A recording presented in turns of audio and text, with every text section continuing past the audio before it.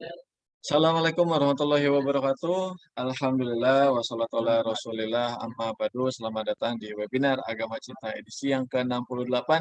Sekaligus kita mengadakan acara ngabuburit virtual edisi yang ketiga. Perkenalkan sebelumnya, nama saya Muhammad Nurul, operator ngabuburit virtual ketiga kali ini. Pada sore hari ini kita mengambil tema, ada apa Indonesiaku saat ini? Kok banyak demonstrasi, ujaran kebencian, dan intoleransi? Jangan lupa bagi para peserta yang ingin mendapatkan e-sertifikat untuk mengisi link absensi yang nanti akan dikirim di kolom chat Zoom. Dan bagi yang saat ini menyaksikan lewat live streaming di Facebook Sekjen Agama Cinta, bisa cek link absensinya di kolom komentar. Untuk itu, tanpa panjang kalam lagi, mari kita perdengarkan, mari kita simak sambutan dari Koordinator Agama Cinta Gus Soleh Hamzat. Kepada Gus Soleh, kami persilakan. Terima kasih. Jelas suaranya Mas Nurul? Mantap, Gus. Ya. Assalamualaikum warahmatullahi wabarakatuh. Waalaikumsalam warahmatullahi wabarakatuh. Lanjut. Alhamdulillah. Innal hamdalillah. Summa salatu ala Rasulillah wa ba'du. Salam sejahtera buat kita semuanya. Salam Bhinneka Tunggal Ika. Salam damai agama cinta merdeka. Alhamdulillah, pada sore hari ini kita dapat sama-sama berkumpul, bermuajahah di virtual Zoom dalam acara ngabuburit ketiga dan agama cinta edisi ke-68 yang hari ini bertepatan hari Minggu tanggal 10 April 2022. Dan besok tanggal 11 April marak flyer di mana-mana akan ada demo besar. Nggak tahu demonya ini besar beneran atau tidak ya. Tapi flyernya luar biasa. Maka pada sore hari ini sengaja kita ambil topik ataupun tema. Ada apa Indonesiaku saat ini? Kok banyak demonstrasi akhir-akhir ini? Bukan hanya itu. Ujaran kebencian, intoleransi, dan penistaan agama. Maka untuk membahas hal tersebut, kami undang di sini Ahil Kiram Ibnul Kiram, Habib Zain Asgab, yang dikenal dengan nama Habib Kribo. Beliau adalah seorang habaib yang aktif di dalam nilai-nilai toleransi dan dunia kebangsaan. Insya Allah ke depan kami bersama Habib akan bikin Fahimna. Fahimna, forum alim ulama, habaib, dan muballighin nasionalis. Tujuannya tidak ada lain, menjelang pemilu ini kita bisa menjadi oase ulama-ulama ini untuk memberikan pencerahan kepada masyarakat secara objektif. Agar agama ini tidak dijadikan alat politik atau dipolitisasi. Dan di sini kami hadirkan juga dua narasumber. Beliau-beliau berdua ini mantan aktivis kawakan ya, yang saat ini belum pensiun untuk menjadi aktivis ya. Ya, tetap terus menjadi aktivis sampai akhir hayat kita, sampai kemerdekaan Indonesia ini 100%. Yaitu abangku yang ganteng manis, Dr. C. Bahar Forwawan. Namanya kata Mas Nurul agak sulit ini sebab bukan nama orang Madura atau Jawa ya. SHMH. Beliau adalah Ketua Umum DPP Pemuda Demokrat Indonesia. Dan juga anggota Majelis Pembina Nasional Mabinas PBPMII. Beliau dulu mantan Ketua PMI di Papua. Dan saat ini menjadi advokat dan tenaga ahli di DPR RI. Alhamdulillah ya. Mudah-mudahan tahun depan 2024 diberikan pangkat derajat yang lebih tinggi oleh Allah ya. Tapi jangan lupa Abang dan Abang Bahar selalu ingat sama Gus kalau jadi pejabat lebih tinggi ya. Dan juga hadir di hadapan kita mantan aktivis PMI juga, ya, yaitu dulurku sing ganteng manis, Bang Muhammad Ihsan SPD MHUM. Alhamdulillah, MHUM-nya sudah ada sekarang, kemarin dalam proses ya. Sekarang sudah MHUM. Selamat untuk Bang Ihsan. Beliau adalah staf ahli, Ketua Komisi 1 DPD RI, Direktur Diaspora Transnasional Asia Tenggara. Dan moderator nanti akan dipimpin oleh dulurku yang ganteng, ya, artis publik figur, ya, Bang Sandi Tumiwa. Orangnya ganteng, manis, ya. Dan doa nanti akan dipimpin oleh Habib Ja'far Shadiq, ya. Habib ini sekarang banyak kumpul artis-artis cantik, Bib. Jangan sulasa antar, Bib. Bapak-bapak, ibu-ibu, para hadirin sekalian, para peserta virtual Zoom yang kami cinta sayangi. Saat ini banyak kita lihat, seakan-akan ini berbarengan. Mulai ujaran kebencian, ya, menistakan agama lain, dan juga mengharam-haramkan, memurtad-murtadkan daripada budaya yang ada di negeri kita di Nusantara ini. Nah, kita sama-sama tahu, terlebih-lebih Gus terlahir sebagai orang NU. Ulama-ulama kita ini dahulunya tidak demikian. Apa-apa yang ada pada budaya bangsa ini dirangkul. Esensinya diubah menjadi pada nilai-nilai ketauhidan kepada Allah. Termasuk juga contoh soal mengenai tahlilan, ya, Yasin dan tahlil ini. Ini juga adalah budaya orang Jawa dulu. Daripada, ya, kita takziah, ada orang meninggal dunia. Di dalam hadis Nabi ini ada. Hakul muslimin alal muslimin sittun. Hak kewajiban seorang muslim ini ada 6. Salah satunya apa? Apabila ada di antara keluarga tetangga kita meninggal dunia, hendaklah kita ziarahi. Nah, daripada menghibur, ya, orang-orang yang apa? Sohibul mubtila atau sohibul musibah ini. Biasanya orang Jawa ini kan guyup. 1 hari, 2 hari, 3 hari, sampai 7 hari. Masih penuh masyarakat ataupun warga ataupun saudara yang menghibur sohibul mubtilah. Nah, di sini dengan hikmatnya, dengan luar biasanya, dengan kearifan para ulama-ulama kita, ya, para leluhur pendiri NU ini, daripada ngobrol ngalor ngidur yang tidak-tidak, yang berkumpul ini diajak untuk mendoakan si mayit dengan membaca surah Yasin, dengan zikir kepada Allah yang dikenal sekarang menjadi Yasin tahlil. Nah, saat ini amalan-amalan yang soleh semacam ini banyak sekali yang membid'ah-bid'ahkan, ya, dari kelompok yang masuk ke Indonesia ini di zaman reformasi. Dulu memang masuk tapi tidak masif. Nah, pasca reformasi ini kelompok-kelompok, ya, yang biasa disebut oleh Habib Zain Jam Habib Ja'far ini kelompok Wahabis, ya. Kelompok apa? Kelompok TBC, dikit-dikit TBC, ya. Apa TBC itu? Tahayul, ya, B-nya bid'ah, C-nya khurafat. Dikit-dikit itu. Nah, ini merusak daripada kerukunan sesama umat Islam, bukan hanya antar umat Islam. Wayang diharamkan, ya. Pokoknya budaya-budaya yang ada di Indonesia ini diharamkan. Bukan hanya itu. Hadir seakan-akan ada yang nyeteng, nggak tahu ini gimana ceritanya. Banyak di antara orang-orang non-Muslim yang masuk ke Islam atau yang disebut mu'alaf ini ceramah, menjelek-jelekkan agama sebelumnya. Padahal ini bukan ajaran Islam. Dan itu banyak yang memberikan panggung. Kata orang Jawa itu banyak yang nanggep. Nah, sebaliknya juga.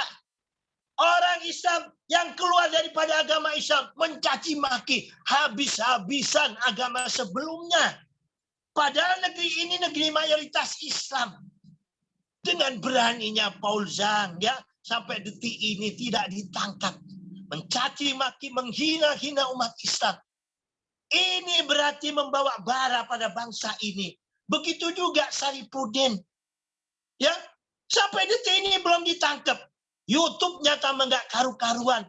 Bahkan tokoh kita yang kita hormati, Gus Dur juga dicaci maki. Dibilang Gus Dur nggak pernah sholat kan gitu. Nah ini hendaklah hadir. Atau kalau negara nggak hadir, Gus nggak tahu ada apa ini kok nggak ditangkap-tangkap. Janganlah kita ini menabur benih kebencian dengan benih kebencian. Apabila benih kebencian dan kebencian ini ada, mudah sekali setan masuk, terjadilah apa? Konflik horizontal. Dan juga marak saat ini mulai lagi penutupan tempat ibadah. Gus ini heran. Buka kitab, baik kitab kuning, baik tafsir-tafsir, baik hadis-hadis yang ada. Rasulullah di zaman perang saja itu tidak membolehkan ya untuk membunuh anak-anak, membunuh wanita, membunuh orang tua. Jauhi apabila membunuh ya di mukanya. Ini dalam keadaan perang. Terus selanjutnya yang kelima, tidak boleh merusak pohon-pohonan. Yang keenam, tidak boleh merusak tempat ibadah apapun. Nah ini dalam keadaan perang. Saat ini kita telah 76 merdeka. Umat agama lain membuat tempat ibadah saja kok dipersulit. Saldomirok, tanyakan perasaanmu jika sekiranya kita ada di wilayah Indonesia Timur yang non-Muslim atau Kristen Katolik yang mayoritas. Kita bikin tempat ibadah dipersulit juga. Maka akan menjadikan keresahan kita. Ayo, jadilah umat Islam ini sesuai apa yang diperintahkan oleh Allah. Wa ma arsalnaka illa rahmatan lil alamin. Aku tidak utus engkau, hai Muhammad, beserta umatmu, kecuali memberikan rahmat bagi seluruh alam ini. Melalui media webinar agama cinta ini, kita mengajak semua umat Islam khususnya dan seluruh rakyat Indonesia. Ayo, sebarkan damai di antara kita. Seperti kata Rasulullah, Afsus salama bainakum. Sebarkanlah kedamaian di antara kalian.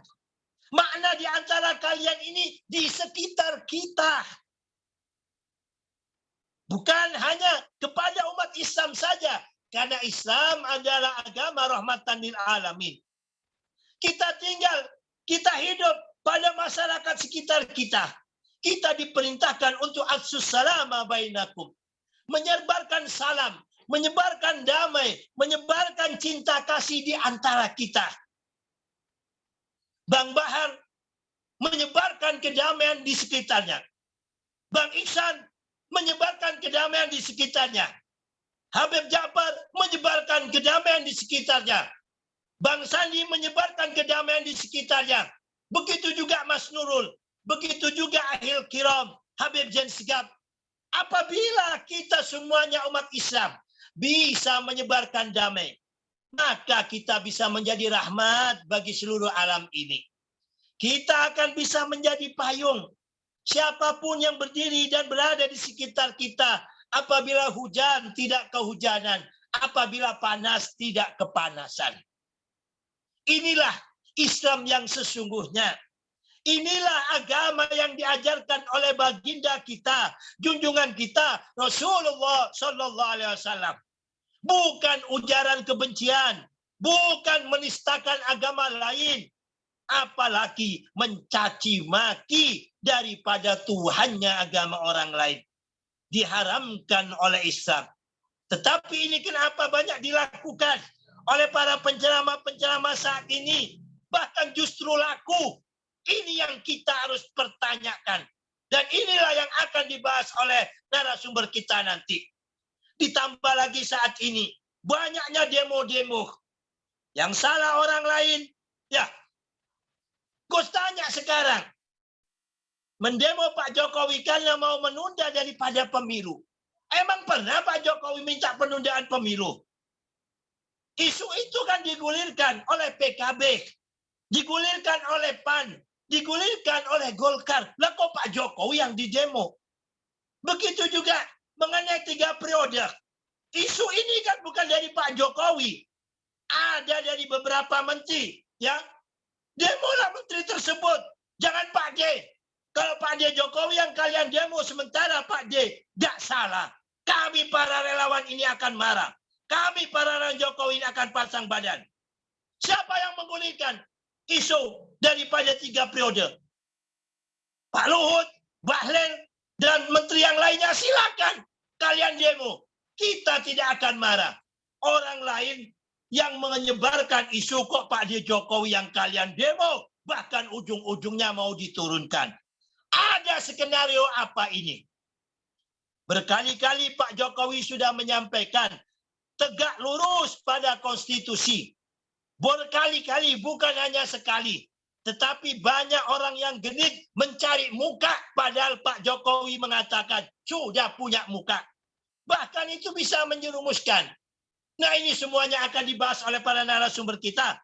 Ikuti webinar Agama Cinta edisi ke-68 ngabuburit virtual ini. Yang mana hadir juga di depan kita, ya, yaitu Bang Bernard atau Pastor Bernard Huta Barat, dulurku teko Hongkong, ya, yang mana terdampar di surga, ya. Kalau di Hongkong ini terdampar di surga, ya. Kerasan di Hongkong, ya. Beliau akan mengamati sebagai relawan Jokowi dan juga sebagai diaspora yang ada di luar negeri tentang keberadaan Indonesia saat ini. Terima kasih, Pastor Bernard Huta Barat. Salam toleransi. Demikian dari Gus, billahi taufik wal hidayah, wal ridha wal inayah, wallahu muwaffiq ila aqwamit thoriq. Assalamualaikum warahmatullahi wabarakatuh. Salam damai agama cinta. Merdeka. Merdeka. Waalaikumsalam warahmatullahi wabarakatuh. Terima kasih kepada Gus Soleh yang telah memberikan sambutannya. Untuk selanjutnya agar bisa langsung saling sahut dengan Pak Bernard, maka Pak Bernard kami persilakan. Beliau merupakan Ketua GK Center Hong Kong. Pak Bernard boleh di-unmute dulu. Iya. Oke, mantap. Selamat sore, salam sehat, salam sejahtera, namo buddhaya, Om Swastiastu, dan Assalamualaikum warahmatullahi wabarakatuh. Salam Nusantara. Ya, Bapak Ibu Saudara-saudari, mengapa begitu banyak kebencian, ya?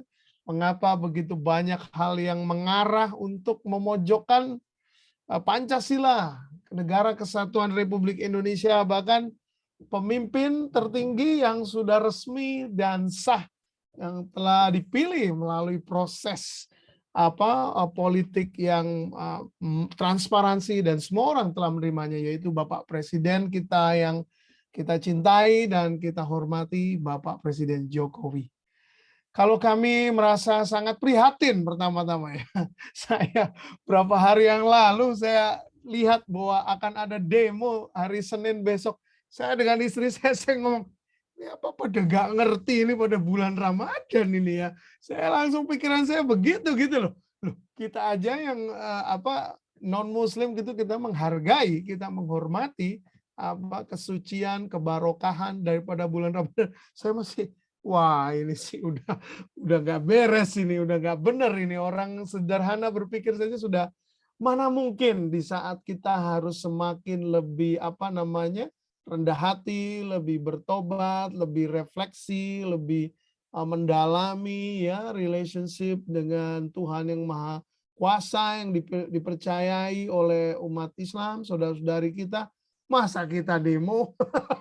Ini nggak masuk akal. Sudah sangat jelas ini udah tidak logis begitu. Apa nggak ada bulan yang lain setelah Ramadan dan setelah Hari Raya Idul Fitri? Apa nggak, mengapa harus sampai tidak sabar begitu? Jadi Bapak Ibu Saudari, kami mengamati bahwa kita perlu lebih menegakkan ya kasih sayang kepada sesama, keadilan dan sikap yang semestinya kepada semua orang, baik anggota bangsa dan negara kita, baik dalam elemen-elemen yang berbeda. Mereka perlu kita manusiakan kembali, bahkan kita sendiri perlu menjunjung tinggi ya semua hal yang sudah ada di negara Kesatuan Republik Indonesia. Para pemimpin bangsa kita, founding father kita sudah berjuang, sudah berkorban, para pahlawan kita. Nah, kita yang sekarang di dalam kekinian, kita seharusnya mendorong, mensupport, dan mendukung pemerintahan Pak Jokowi ini untuk lebih maju lagi, lebih excellent lagi, lebih luar biasa lagi. Mereka tidak bisa sendiri tanpa kita. Sebagai warga negara Indonesia yang cinta bangsa, kita harus memajukan kemajuan teknologi, ilmu pengetahuan, dan kita harus lebih bijaksana lagi. Ada waktunya untuk pertarungan politik itu di masa dan waktu yang lebih tepat, yang lebih proper, yaitu 2024. Namun memang Bapak Ibu Saudara-saudari, kita harus juga melihat secara objektif. Yang kita hadapi bukan cuma kelompok tertentu, let's say katakanlah Wahabi Salafi begitu. Namun di semua agama pun ada juga kaum-kaum radikal ya, tidak hanya di Islam, mungkin juga di Kristen, mungkin juga di elemen-elemen yang lain yang memang pada dasarnya mau menggoncang apa yang sudah ada di bangsa dan negara kita. Semua persoalan kompetitif harusnya disalurkan dalam wadah yang tepat. Baik itu persaingan kompetitif dalam ekonomi, mungkin dalam banyak hal apa, kita harus lebih bersinergi. Bersinergi mewujudkan kemajuan secara kolektif, secara kebangsaan, secara kenegaraan. Kita ada perjanjian-perjanjian secara sipil, secara moral dan etika, dan itu telah menjadi hukum dan infrastruktur dan peranata sosial di dalam negara Kesatuan Republik Indonesia. Jadi Bapak Ibu Saudara-saudari, kami sangat menyayangkan ujaran-ujaran kebencian, ujaran-ujaran yang radikal, ujaran-ujaran yang sangat tidak layak, tidak seharusnya, bahkan tidak seperti itu wajah Indonesia yang sejujurnya. Itu sudah seperti makhluk yang lain, suatu entitas yang lain, satu spirit yang lain, sepertinya bukan lagi Indonesia. Menurut kami, itu udah sesuatu yang mungkin diimport dari benua mana, atau dari mana, atau dari mana. Ya, kita tidak bisa katakan cuma dari Timur Tengah, atau dari Amerika Serikat, atau bukan dari dataran Asia atau bagaimana, tapi kita harus menjunjung budaya. Memang ketika budaya tidak menjadi lagi dipatroni, maka sangat besar suatu bangsa akan hancur. Kita sudah melihat itu di Timur Tengah, di sebagian Asia, bahkan di mungkin Latin Amerika atau apa, mereka dirubah budayanya, berubah struktur sosialnya, berubah pola pikirnya, akhirnya berubah negara itu. Tidak lagi seperti apa adanya. Kita harus bangga menjadi Islam Nusantara, Kristen Nusantara, menjadi warga negara Indonesia yang terus mempunyai spirit 45, spirit kemerdekaan, spirit yang memang menjunjung tinggi keindahan, kesemestaan Indonesia dengan rukun, damai, dan saling menghormati dan menghargai. Di waktu saya besar atau saya lahir di Surabaya dan saya sampai menikmati, melihat sendiri lika-liku, wah, kami menikmati walaupun kita berbeda, kita masih bisa berbicara, masih bisa makan sama-sama, bercanda ya dengan teman-teman. Waktu masa kecil saya di Surabaya, walaupun saya Kristen, saya Batak, orang tua saya merantau, ya dalam proses hidup bisa itu terjadi, tapi kita masih menikmati. Tetangga-tetangga saya pun sayang kita, peduli kita. Wah, seperti apa adanya gitu loh, manusia sebagaimana apa adanya. Namun memang entah mengapa ya, ketika saya kuliah, kok suasana sudah beda begitu ya, sudah lain gitu, mau salaman nama saya, waduh, kok nggak mau. Begitu saya tahu, wah, apa salah saya? Saya tidak minta, saya tidak berniat jahat, saya mau bersahabat, saya mau bertetangga. Ya kami sekeluarga dikenal keluarga yang berbaur dengan masyarakat sosial. Entah mengapa DNA kami itu ya memang kami bergaul dengan tetangga, dengan sesama, dengan lingkungan dimanapun. Tidak hanya karena saya di Hong Kong, no, ketika kita di Jakarta, sempat tinggal di Jogja, di Batam, bahkan di Papua dalam tugas-tugas. Bahkan ketika saya pun menunaikan tugas sebagai seorang rohaniawan, katakanlah di dalam Kristen Protestan sebagai pendeta, saya tetap saya mengerti bagaimana batasan-batasan etika sebagai saya, dan tetap bagaimana sebagai warga negara Indonesia. Kita tahu, kita mengerti bagaimana kita bersikap. Ada nurani. Tidak hanya nurani sebagai seorang individu, tidak hanya nurani sebagai seorang penganut agama tertentu, tapi seharusnya juga nurani sebagai seorang warga negara Indonesia. Maka disitulah kita bisa merasakan keindahan, kasih sayang, bahkan ya inilah negara dan bangsa kita. Bapak, Ibu, Saudara-saudari, kami di Hong Kong pun seperti itu. Kami mewujudkan kepada entitas-entitas negara, bangsa yang berbeda, warga negara Indonesia. Kami berkolaborasi dengan KJRI, Konsulat Jenderal Republik Indonesia, dengan berbagai banyak elemen-elemen pekerja migran Indonesia, organisasi Indonesia, bahkan warga negara Indonesia yang residen. Kami berusaha menyatukan, kami berusaha membentuk simbiosis mutualisme, kami berusaha menarik untuk menyadarkan kembali. Walaupun kita di luar negeri, kita jangan lupa Indonesia, kita jangan lupa akar budaya kita jangan lupa unggah-ungguh, ya, sopan santun, saling menyayangi, dan yang paling penting tentu kita harus perjuangkan tetap Pancasila, NKRI, Undang-Undang Dasar 45, GBHN, semua hal yang baik. Nah, pada masa sekarang ini Bapak Jokowi masih ada waktu sekitar 2 tahun lagi. Kenapa tidak kita semua elemen bangsa maju bersama-sama untuk mendukung, menyelesaikan dengan baik, dengan tuntas, dengan finish, karena memang toh sudah resmi dan sah menjadi pemimpin bagi kita semuanya. Kami tidak setuju dengan satu tindakan demonstrasi yang mencaci maki, yang menggunakan kata-kata yang tidak baik, bahkan memancing perseteruan, perkeruan, atau mungkin ada motif-motif yang lain. Kami sangat tidak setuju itu. Memang demonstrasi adalah hak warga negara Indonesia setelah pasca reformasi 1998. Namun jikalau kita mengerti unggah-ungguh, sopan santun, nurani, kekinian, dan rahmatan lil alamin, agama yang penuh damai sejahtera, seharusnya dalam bulan Ramadan seperti ini, seharusnya menurut kami seharusnya tidak perlu ada demo. Bisakah ditunggu nanti setelah Lebaran, Idul Fitri, setelah itu? Saya rasa tidak tepat. Dan kami juga menuntut aparat hukum dalam hal ini Polri yang secara praktis, mari menertibkan semua banyak hal, ya, banyak hal yang mengganggu ruang publik kita, dan juga bekerja sama dengan Badan Cyber Nasional, ya, dan juga mungkin BIN dan juga elemen-elemen organisasi terkait. Mari kita juga rapikan ruang publik sosial seperti YouTube atau apapun juga. Dan kalau di kalangan internal, andai kata seperti itu, mungkin kita masih bisa terima. Namun jika sudah disebarluaskan, sudah memang memancing, saya rasa tidak tepat. Kita harus juga menghargai orang lain, juga peduli akan orang lain. Dan Bapak Ibu Saudara, tidak dipungkiri. Memang sekarang kita hidup di zaman yang semakin global. Tidak dipungkiri juga Indonesia diprediksi akan maju. Bukan suatu rahasia umum juga. Tidak semua negara atau bangsa menginginkan kita besar. Ya, dengan berbagai proksi-proksi dan tindakan-tindakan yang ada, jelas itu akan mengguncang. Berusaha memang tujuannya seperti itu. Mempermainkan bargaining politik level regional maupun global, itu sudah jelas. Makanya kita perlu terus menggalang kesatuan. Acara-acara yang dilakukan seperti sedulur kita ini, Gus Soleh dan teman-teman dan jaringan agama cinta sangat baik. Mari terus, bahkan menjelang maghrib ini kita lakukan hal yang baik, hal yang istilahnya persiapan menjelang buka ini, hal yang positif, hal yang menambah banyak pahala, hal yang membuat kita semakin soleh. Ya, seperti namanya Pak Gus Soleh tentunya, ya.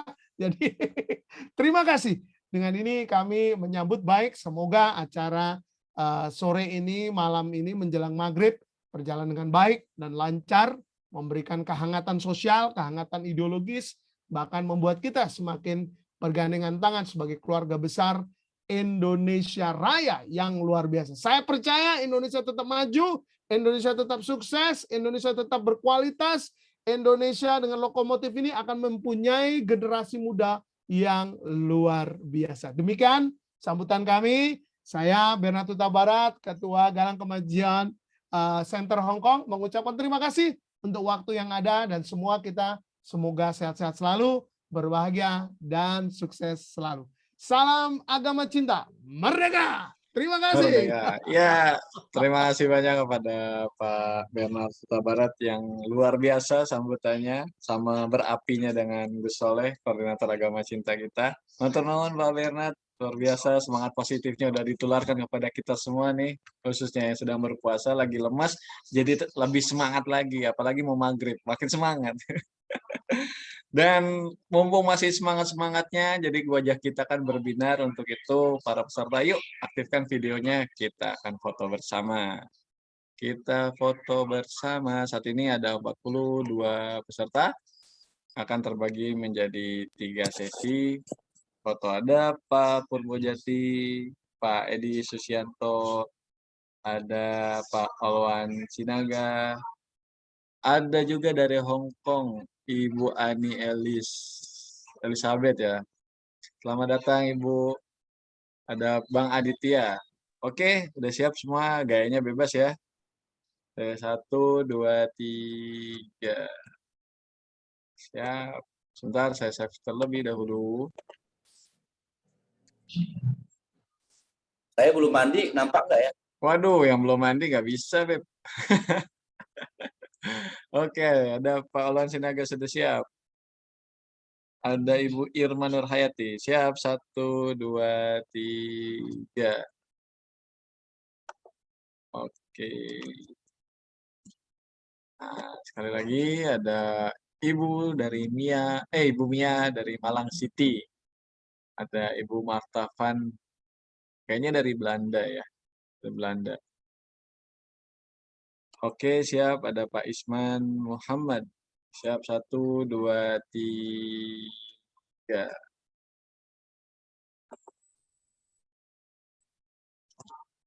Ya, sesi foto bersama udah selesai. Untuk selanjutnya adalah acara utama kita. Tenang, Bib. Masih senyum Pepsodent aja, Habib Jafar. Udah, sesi fotonya udah.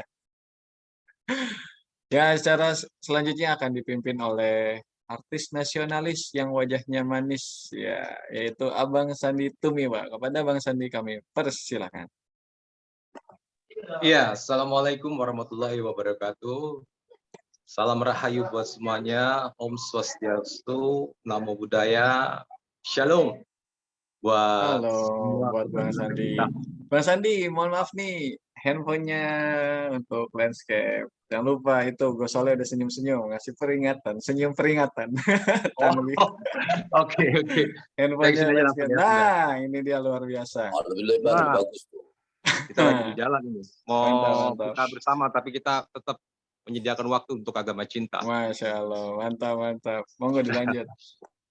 Oke, menanggapi hal ini semua, saya sebagai moderator, saya bersyukur kenapa banyak saudara-saudara kita berkumpul lintas agama yang menyuarakan tentang kedamaian dalam beragama, di mana kita belajar untuk berketuhanan, sehingga akhirnya agama itu mengajarkan kita untuk bertauhid, mengajarkan kita untuk mengenal Tuhan kita. Ya kan? Alhamdulillahillazi ba'atsa rahmatan lil alamin. Bagaimana ini kita menjadi rahmat buat seluruh alam ini. Bagaimana kita penuh dengan cinta kasih kepada alam manusia, hewan, tanaman, dan semua yang ada yang kita lihat. Dan sekarang yang ada di agama cinta ini sudah luas ya pandangannya. Saya sangat yakin itu. Apalagi di sini juga ada figur-figur yang benar-benar cinta akan nasionalis. Salah satunya ini Habib Zain Assegaf, Habib Ribo, atau The Maradonas. Pokoknya tendangannya presisi sampai ke tujuan. Saya sangat gitu.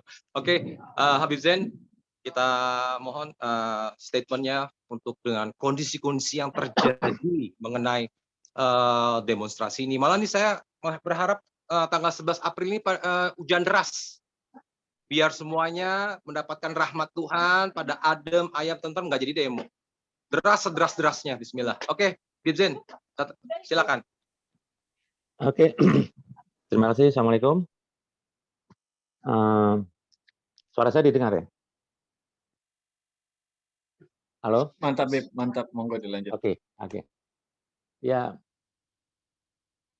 kita melihatlah di era Jokowi ini, kalau mau dibilang era yang paling gaduh, banyak demo besar, berjilid-jilid, dan semua apapun apa yang terjadi di negeri ini, kesalahan siapapun ditujukan semua ke Jokowi.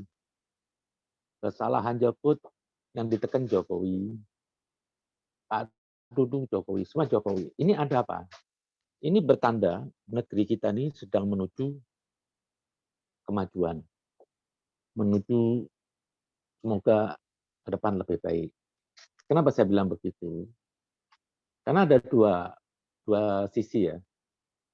Ada negeri itu dipimpin orang nggak benar, tapi seperti membuka pintu koruptor, nggak pernah terjadi demo seperti pemerintahan sebelumnya. Jadi Jokowi ini kenapa banyak demo? Karena Jokowi mempersulit orang untuk berlaku jahat, menutup untuk orang korupsi. Akhirnya mereka ini semua membiayai. Terlebih lagi nih Jokowi juga terlalu berani nih rentetan ini. Dia selain mau menyerang dalam negeri juga mau menyerang luar negeri. Dengan apa? Menutup, menasionalisasi produk Amerika, Freeport, Chevron, dan lain-lainnya. Nah, ini akan terjadi. Emang kalau kita ini ingin membuat suatu perubahan, pasti banyak benturan. Banyak benturan, banyak perlawanan.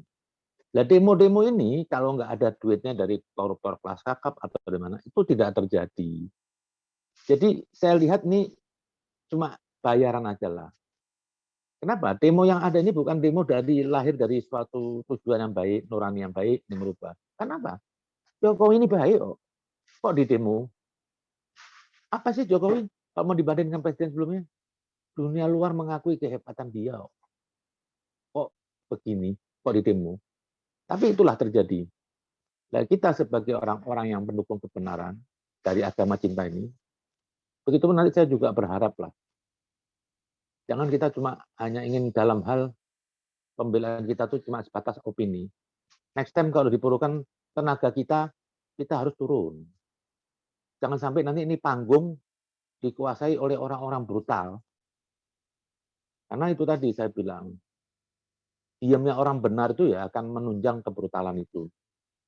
Jadi dari sini saya juga kepingin bapak-bapak yang ada di sini semua besok bisa menyambung suara. Apabila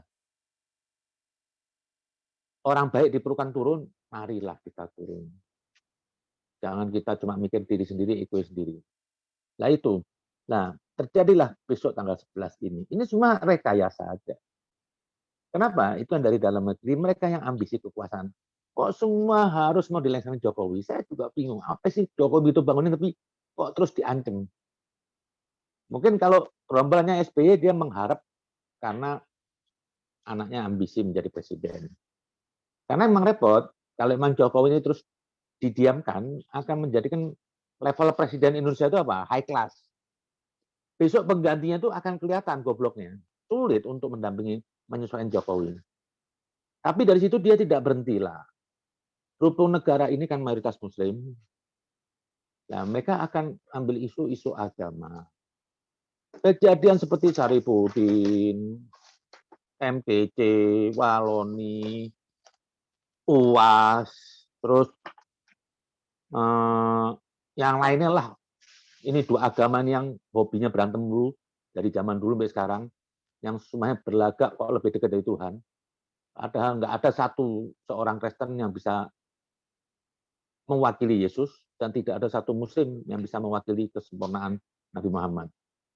Ini ada sutradaranya. Bukan tanpa sutradara. Mungkin si Waloni atau kalau saya Saripudin saya berani yakin 99% dia ingin mengadu domba. Kenapa? Dia ini level 2 di NII, di Zaitun. Kadang apa? Seperti Al-Baghdadi itu yang dibuat oleh Amerika itu juga orang yang Amerika. Kelas Islam membela ISIS. Padahal waktu itu darahnya itu juga darah Yahudi.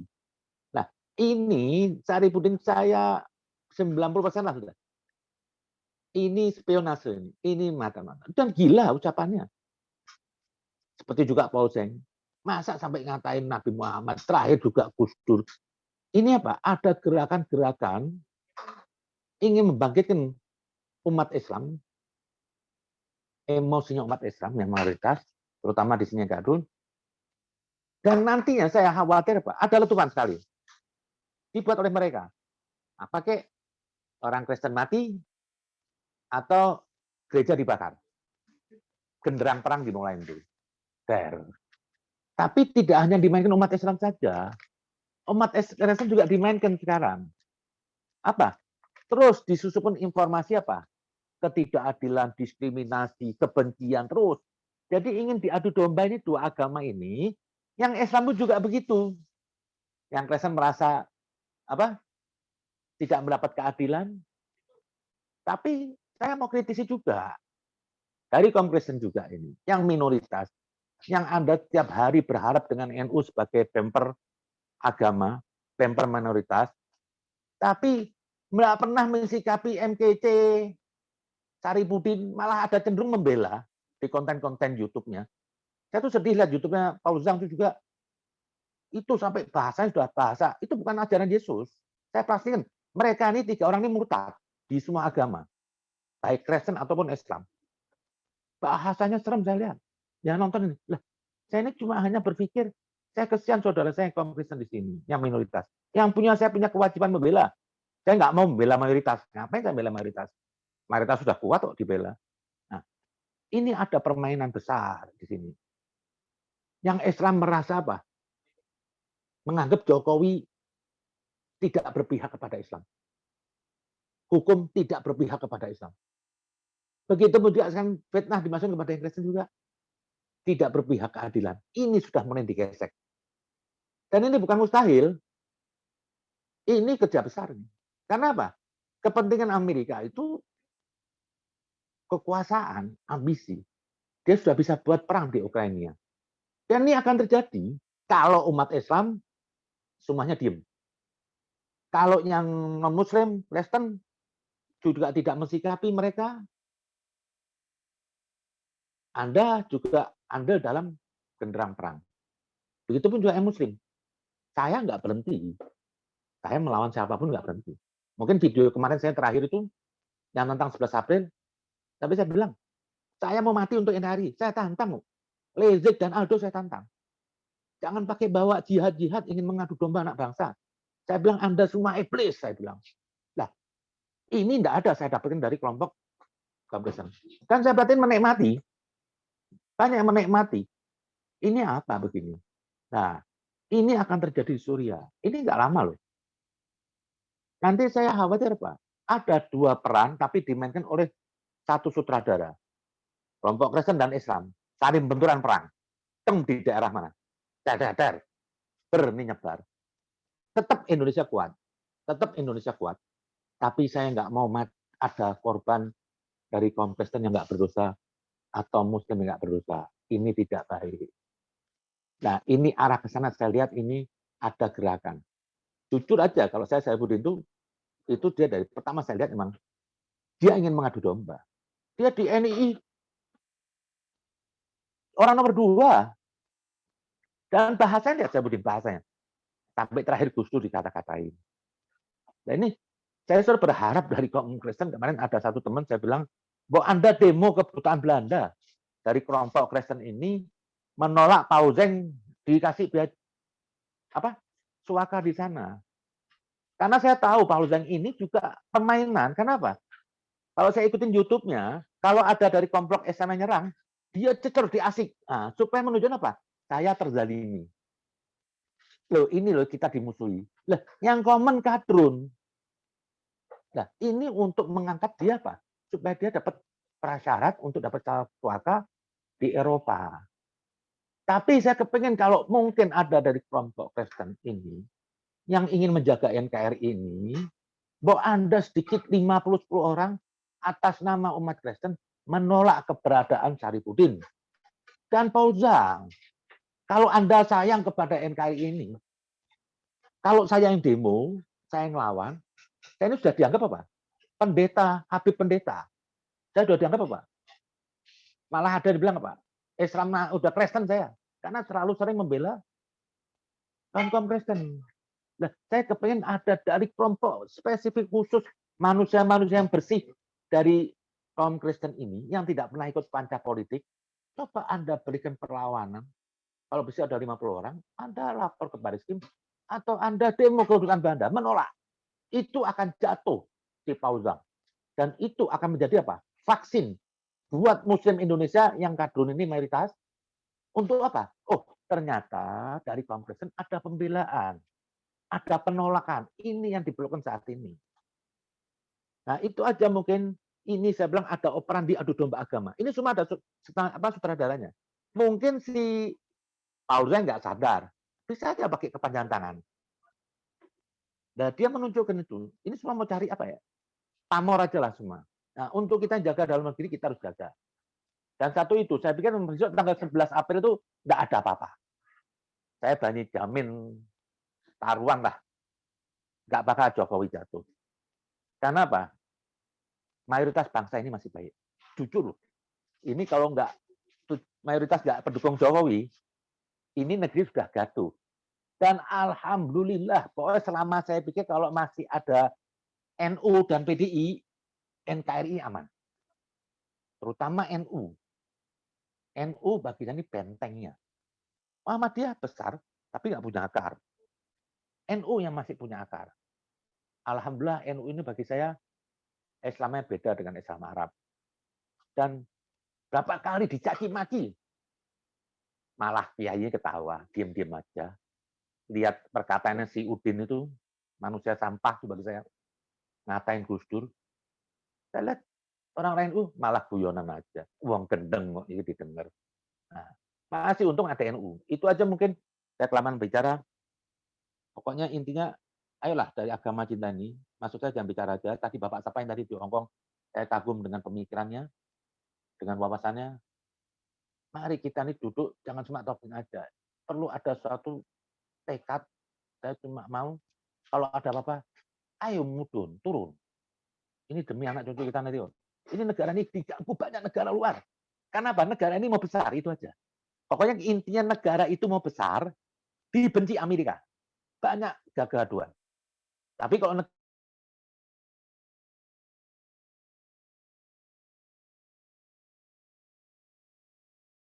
nggak sadar dia. Itu aja mungkin. Terima kasih. Assalamualaikum warahmatullahi wabarakatuh.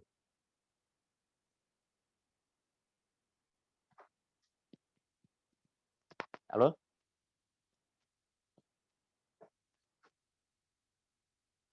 Bang Sandi masih di ini.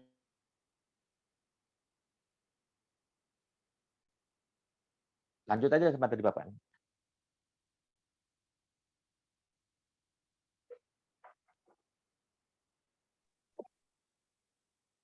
Iya, halo Bang Sandi. Tanya di WC kali. Masih di mute. Iya kayaknya. Oke, untuk terima kasih kepada Habib Zainal Segaf atas pemaparannya.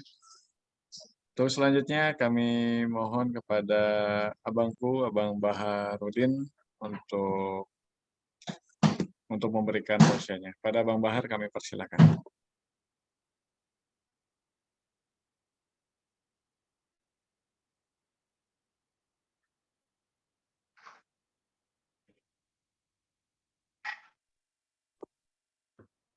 Bang Bahar.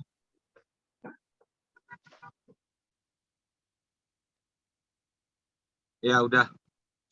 Tadi ke mute sebentar. Oke, Assalamualaikum warahmatullahi wabarakatuh. Terima kasih untuk sahabat moderator, MC, Yang terhormat Gus Soleh dan para pembicara, abang-abang saya, lalu dengan pemirsa di seluruh tanah air, salam sejahtera, shalom untuk kita semua, untuk saudara-saudaraku yang Kristiani. Alhamdulillah, salatu wassalamu ala asrofil anbiya'i wa mursalin ala sayyidina Muhammadi wa ala ali sayyidina Muhammad. Amma ba'd. Puji dan syukur kehadirat Allah Subhanahu wa taala karena pada hari ini kita diberi kesempatan di hari yang ke-10, di tanggal 10, di hari ke-8 Ramadan. Teristimewa, perkenalkan saya Baharudin Farawan, Ketua Umum Pemuda Demokrat Indonesia. Pemuda Demokrat itu bukan Partai Demokrat ya, karena Pemuda Demokrat itu organisasi tua. Dia organisasi dulu namanya Pemuda Marhaid, lahirnya lebih tua, jauh. Kalau yang partai itu panggil Pemuda Demokrat ini abang, karena ini lahirnya 1947 oleh Bung Karno dan komponen pada saat itu. Saya apresiasi apa yang disampaikan oleh pimpinan agama cinta Gus Soleh dan bung-bung sekalian, abang-abang saya. Saya ingin kita kembali ke tema agar kita di dalam diskusi ini dia mengedepankan intelektualitas. Kita tidak menambah ujaran kebencian di dalam diskusi ini, kira-kira begitu. Coba kita urai. Saya semalam saya kebiasaan saya menyusun sebuah kerangka ketika diundang. Saya lebih sistematis untuk berbicara sesuai dengan topik agar kita tidak mensupport memperbanyak ujaran kebencian, karena ujaran kebencian di Indonesia itu tradisinya dia berubah-berubah, menyelesaikan ujaran kebencian satu dengan menimbulkan ujaran kebencian yang baru. Itu tipikal corak kita di Indonesia itu. Kurang menahan diri sebenarnya sebagai budaya timur. Tapi saya coba kembali ke judul, ada apa Indonesiaku saat ini. Jadi ini judul yang dipilih, Indonesia ini ada apa gitu. Lalu diperjelas dengan kok banyak demonstrasi ya. Demonstrasi ini kenapa gitu kan? Apa yang menyebabkan sehingga terjadi demonstrasi? Lalu juga ada ujaran kebencian dan intoleran. Berarti kan ada sebab akibat. Saya coba melihat dari tema yang dibawa itu, sehingga coba kita mulai dari demonstrasi dulu. Kita mulai dari demonstrasi. Sebenarnya tujuan demonstrasi itu apa sih? Masuk ke temanya ini. Tujuan demonstrasinya itu apa? Tujuan demonstrasi itu cuma 3 hal dalam kerangka negara demokrasi. Pertama adalah menyatakan pendapat kelompok tersebut. Yang kedua adalah menentang kebijakan yang dilaksanakan suatu pihak, pemerintah atau negara. Dan yang ketiga dapat pula dilakukan sebagai upaya penekan secara politik oleh kepentingan kelompok. Ini yang mungkin disampaikan oleh Habib sebelumnya, pembicara Habib Kribo terkait dengan besok tanggal 11. Kita lihatnya ke situ, tapi orang yang melihatnya lainnya berbeda.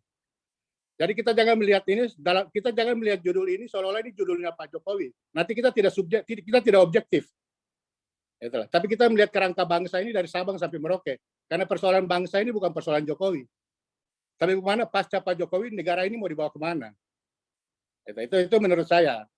Nah, kalau kita lihat tujuan demonstrasi seperti itu, sekarang kita lihat ritme dulu. Sejak apa sih yang menyebabkan pemicu demonstrasi sebagaimana judul tadi? Apa sih yang melatar belakang itu? Apa yang menyebabkan demonstrasi? Demonstrasi ini nggak mungkin ada sebab, ada akibat. Nggak mungkin nggak ada asap kalau nggak ada api, nggak ada asap gitu loh. Nah, dalam runtutan kronologis data yang saya miliki, pemicu demonstrasi ini banyak datangnya dari pemerintah. Ketika kita bicara, kita lihat November 2021 bicara tentang revisi UMP 2022, buruh turun ke jalan. Kita bicara rentetan ya, ini 2022 ini kasus demonstrasi. Kalian yang dulu-dulu biarlah berlalu, meskipun itu ada rentetan. Jadi apa yang terjadi tanggal 11 besok itu adalah akumulasi dari apa-apa yang sudah dilakukan. Lalu Januari 2022 juga kebijakan negara ini berbeda haluannya dengan apa yang diinginkan rakyat, yaitu jaminan hari tua, peraturan Menteri Tenaga Kerja menyebabkan buruh turun lagi ke bawah. Nggak mungkin buruh nggak turun, nggak mungkin mahasiswa turun kalau nggak ada sebab akibat. Nggak mungkin kita disuruh diajak demo kalau nggak ada demo lagi kan. Jadi ada suatu sebab, ada akibat gitu.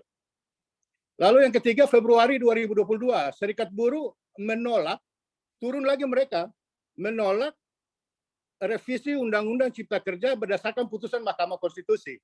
Buruh turun lagi. Lalu Maret 2022 kemarin, sebelum demo tentang perpanjangan masa jabatan presiden, buruh lebih duluan. Maret 2022 mereka lebih dulu turun ke DPR dan melakukan. Nah, demonstrasi apa yang dimaksud dengan judul ini? Saya kurang paham. Atau demonstrasi mana yang dikategorikan dalam judul ini? Oke, yang kedua, ujaran kebencian. Kita coba buka data. Jadi tadi itu kebijakan pemerintah semua itu. Sekarang kita bicara ujaran kebencian. Januari dimulai dengan Edi Mulyadi, jin buang anak. Itu sebab apa? Ada kebijakan negara juga yang bertendensi berubah haluan dengan rakyat. Pemindahan ibu kota. Kemudian agak berbeda, dia masuk pada fase agama di bulan Januari juga, Ferdinand Hutahian. Soal siapa Allahmu dan seterusnya. Oke? Lalu ada gesekan sedikit menyangkut segmentasi, menyangkut ujaran kebencian yang mengemuka ya. Ini bicara tentang arteri dahlan, bahasa Sunda. Lalu yang terakhir di bulan Maret hingga saat ini adalah Saifuddin Ibrahim tentang menghapus sejumlah ayat Al-Quran. Ujaran kebencian ini semua diarahkan kepada negara. Oke? Ini diarahkan kepada negara. Nah, yang menjadi persoalan, kita ikut memikirkan sebagai bangsa, sementara kita tidak memiliki peran dalam sikap state and nation tadi itu. Kita hanya sebagai penonton dari data yang saya miliki. Lalu apa sih penyebab ujaran kebencian itu sehingga terjadi? Kita harus lihat sebab akibat, sehingga kita orang Indonesia ini kan sebenarnya hanya memindahkan cara ujaran kebenciannya itu. Ya, ada tawuran di kampung dipindahkan ke medsos, di kampus-kampus, di sekolah-sekolah dipindahkan ke medsos. Ada perkelahian antar kampung, di kampung juga berpindah. Jadi seluruh tradisi yang biasanya dilakukan di pinggiran rumah itu beralih ke medsos. Karena kita tidak mampu menahan jempol kita. Dengan pengetahuan terbatas, emosional terbatas, semua mau kita ladeni, ya nggak bisa lah. Masa Anda mau masuk restoran, semua makanan Anda mau makan, pilihlah makanan yang kau suka, kan gitu. Nah ini, kelompok-kelompok ini banyak, dan itu dipermudah dengan adanya medsos, adanya WhatsApp, dan seterusnya. Bapak, Ibu, Bung, dan sekalian, ujaran kebencian ini bukan hanya ada di Indonesia loh. Ujaran kebencian ini bukan hanya ada di demonstrasi begini, bukan hanya ada di Indonesia. Ada di seluruh belahan dunia, tapi mereka memiliki regulasi untuk menyelesaikan persoalan-persoalan ini. Nanti saya jelaskan di bagian sesi berikut.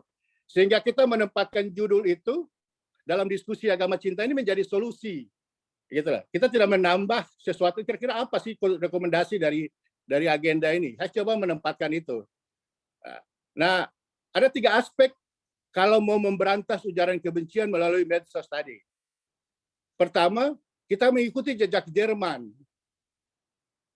Mengikuti jejak Jerman untuk memberikan sanksi finansial kepada perusahaan media sosial yang mereka gagal untuk mengurangi volume konten atau platform yang melakukan penghinaan.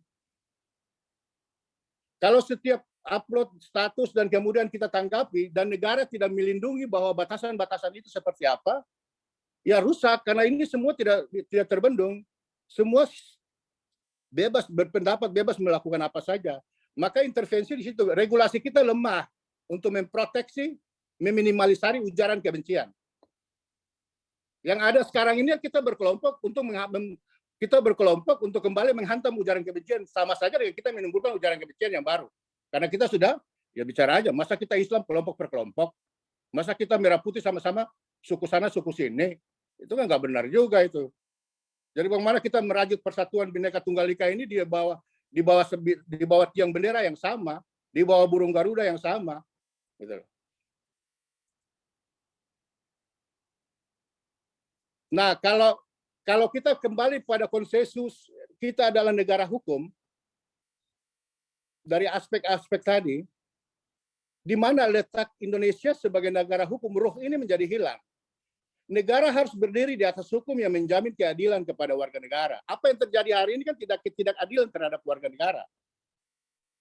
Keadilan itu merupakan syarat bagi tercapainya kebahagiaan hidup warganya, dan sebagai dasar pada keadilan itu perlu diajarkan rasa kesusilaan kepada setiap manusia agar menjadi warga negara yang baik. Jadi orang itu bisa dia bisa menjadi tidak baik karena kebijakan yang tidak berpihak pada dia. Orang nggak mungkin ke jalan demo, nggak mungkin orang ke MK kalau undang-undang itu mendukung keberpihakan pada mereka. Kan logikanya begitu. Negara harus menjamin Indonesia ini sebagai negara hukum. Negara itu bukan pemerintah. Pemerintah itu bukan berarti Pak Jokowi. Pak Jokowi sudah selesai lah dalam jiwa dan hati kita. Tapi negara dan pemerintah itu adalah pembantu-pembantu dia. Negara dan pemerintah itu adalah bagaimana sikap DPR. Negara dan pemerintah itu bagaimana sikap ketua-ketua umum partai politik. Negara dan pemerintah itu bagaimana wakil-wakil rakyat kita di sana.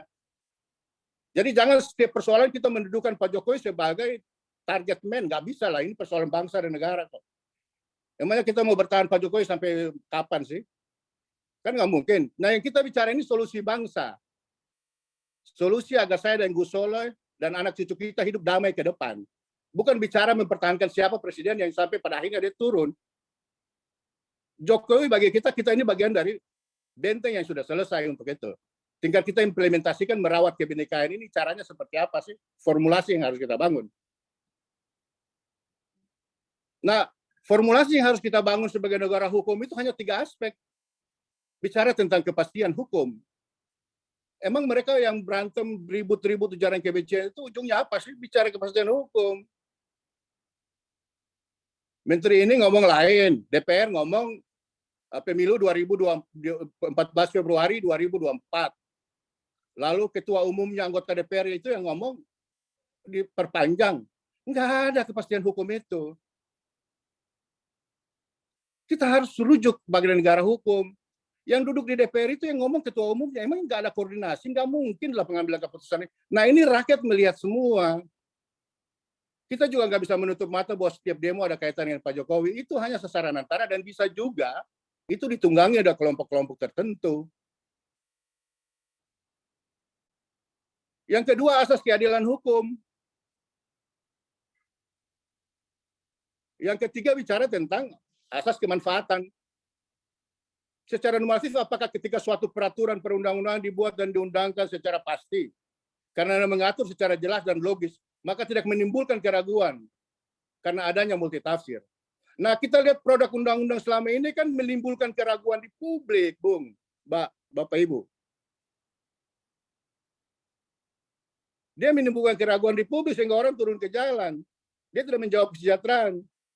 Selain dia menimbulkan keraguan di publik, produk undang-undang ini ketua umum partai ngomong lain, anggota DPR ngomong lain, menteri ngomongnya lain, presiden ngomongnya lain. Ini kepastian hukum apa yang kita bangun dalam negara hukum ini? Terus bicara keadilan. Tidak boleh dipandang sebagai penyemerataan. Keadilan itu bukan bicara tentang penyemerataan.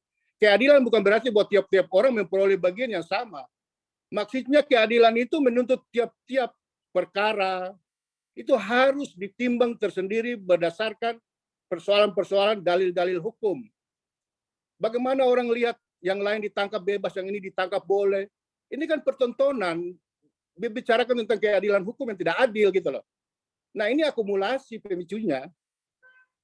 Itu kalau saya lihat dari perspektif hukum. Karena tujuan hukum adalah mengatur pergaulan hidup secara damai jika ia menuju pada peraturan yang adil. Itu kan gitu logikanya.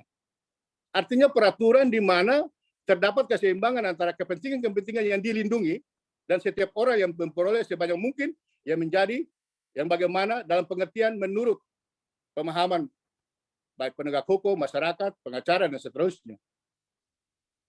Itu bicara keadilan hukum.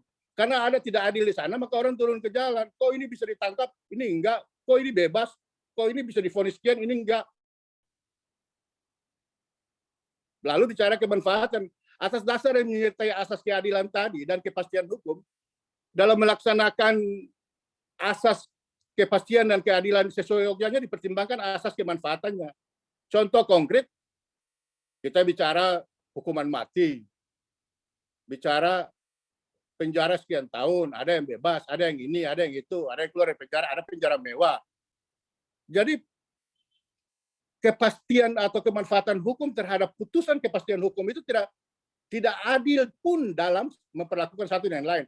Nah, medsos ini sudah transparan. Kalau Indonesia di era kita masih SMP, SMA, nggak ada WA, apa yang terjadi di Jawa, di Papua kita nggak tahu. Tapi hari ini kan semua terbuka luas. Jadi kalau Anda tidak transparan, tidak demokratis, tidak jujur, tidak akuntabel, hari ini dia menyebar dengan begitu saja. Tidak ada yang manusia yang bisa membendung. Nah, apa yang harus kita lakukan dalam closing statement saya? Kalau Indonesia ini sebagai negara hukum, hukum adalah sejumlah rumusan pengetahuan yang ditetapkan untuk mengatur lalu lintas perilaku manusia. Dapat berjalan lancar, tidak saling tabrak dan tidak berkeadilan, sebagaimana lazimnya pengetahuan, hukum tidak lahir dari ruang hampa. Saya ulangi, hukum itu tidak lahir dari ruang hampa. Ia lahir berpijak pada arus komunikasi manusia untuk mengantisipasi ataupun menjadi solusi atas terjadinya kemampatan yang disebabkan oleh potensi-potensi negatif. Kan kita nggak perlu sibuk kalau ada regulasi yang mengatur ujaran kebencian. Kominfo langsung ke Arab, begitu di-upload, otomatis trek gitu loh. Ditangkap, divonis. Nggak usah tawar-menawar lagi, ini kan masih bisa dinegosiasi ke hukum kita ini kan. Akhirnya adalah agama cinta ini untuk menjadi penetrasi, untuk menjaga roh hukum itu. Menurut saya mungkin seperti itu. Karena tadi, bagaimana juga tujuan penetapan hukum adalah untuk menciptakan keadilan. Keadilan itu yang ditujukan dan harus menjadi contoh bagi penyelenggaranya, harus menjadi contoh. Jangan sampai Menteri LBP bilang big data, ngomong tentang pemilu, sudah out of topic, ngomong tentang pemilu, ada lagi kepala BKPM lagi ngomong. Jadi ada beberapa kontroversi pejabat penyelenggara, itulah yang memicu di samping regulasi dan kebijakan negara tadi. Jadi kita dalam konteks ini, saya melihat menyelamatkan persoalan bangsa dan negara ini. Kalau Bung Bapak Ibu mungkin bicara tentang Jokowi, saya bukan pada konteks itu. Tapi bagaimana ini harus diselamatkan, bagaimana Kalimantan di ibu kota negara baru ini harus jalan dan seterusnya, sehingga proyeksi ini masuk. Kalau kita terjebak dengan pikiran partai politik yang semua itu, yang nyaris kita tidak bisa menebak pada real konstitusi itu, maka saya yakin ujaran kebencian akan menjadi subur di negeri ini. Terima kasih, waktu saya kembalikan. Wallahu muwaffiq ila aqwamit thoriq. Wassalamualaikum warahmatullahi wabarakatuh. Ya, terima kasih Bapak. Luar biasa. Kenapa? Emang saya ingat banget bahasa Bapak ini mengenai saya kan punya Instagram ya. Instagram ini kalau misalnya dulu pernah dibully, artinya ketika saya mau melapor report itu, jadi ketika orang mengujarkan kebencian kepada yang ngebully saya, itu langsung nggak muncul. Jadi kalau misalnya dari Menkominfo itu benar-benar diaktifkan segala hal tuh yang tentang hal-hal yang negatif, apalagi mengenai marwah negara, ikon negara, yang mengacu kepada aparatur negara, semua itu nggak akan muncul. Diharapkan seperti itu ya Pak. Jadi ketika mau dari medsos, mau dari para netizen, itu tidak akan muncul. Jadi nggak bisa lagi mereka mengetik itu. Kayak apa, forbidden gitu ya. Setuju. Seperti itu. Dan itu harus lebih prioritas ketimbang Undang-Undang Cipta Kerja. Kita harus mengamankan perilaku warga negara kita terhadap ancaman pergaulan internasional. Ini menjadi penting. Kalau enggak kasihan. Jadi benar. Perubahan perilaku itu. Jadi regulator itu penting. Itulah. Jadi kalau sekarang kan sudah tilang polisi kan nggak perlu berdiri di jalan lagi kan, tinggal tilang. Ya dilakukan sama lah di medsos hal yang sama. Jadi kita nggak perlu meladeni hal yang nggak penting. Masa tiap hari kita ngurusin urusan orang, yang benar aja lah. Ya, justru kan? Artinya demokrasi kita nggak maju dong. Benar. Baik, makasih. Terima kasih Pak, luar biasa, benar itu. Karena justru dengan ujaran-ujaran kebencian itu justru akan mendegradasi cara berpikir kita kepada masyarakat, kepada diri kita. Lebih baik kita berkata dengan kata husnuzon atau positive thinking. Itu luar biasa. Karena akan membangun mindset kita, membangun karakter kita ini untuk lebih bisa maju. Karena sesuai dengan negara kita ini sudah maju kan. Tinggal diakui oleh seluruh negara. Itu aja sih. Terima kasih Pak. Tadi luar biasa. Berikut sekarang sebentar. dari ya dengan Pak Muhammad Iksan, SPD Mhum. Luar biasa, Pak. Silakan. Baik, terima kasih kepada Mas Moderator, Mas Sandi. Yang saya hormati kepada Gus Soleh selaku pelopor agama cinta. Ini adalah yang ketiga kalinya saya diundang hadir pada sebagai narasumber di webinar yang sama-sama kita dapat menjadikan webinar ini atau selesai dari webinar ini menjadi referensi atau menjadi kehidupan yang baik untuk toleransi bersama. Baik, saya tadi dari kedua narasumber sangat luar biasa, baik dari Bang Bahar dan Habib, luar biasa masukan terkait dengan materinya. Saya sangat kagum. Kebetulan saya mewakili milenial karena mungkin dari narasumber di sini kemungkinan saya yang paling muda dan baru saja alhamdulillah menyelesaikan pendidikan S2 di Universitas Indonesia di Fakultas Ilmu Budaya Kajian Asia Tenggara. Jadi saya membawa bahan terkait dengan kawasan, terkait dengan diaspora, terkait dengan aktivitas transnasional yang pastinya kawasan kita ini sangat banyak aktivitas-aktivitas masyarakat yang sangat multikultural gitu. Jadi terdapat 10 negara atau 11 negara sekarang yang ada di ASEAN. Yang pertama, yang paling besar itu adalah 5 negara, Thailand, Indonesia, Filipina, Singapura, kemudian Malaysia.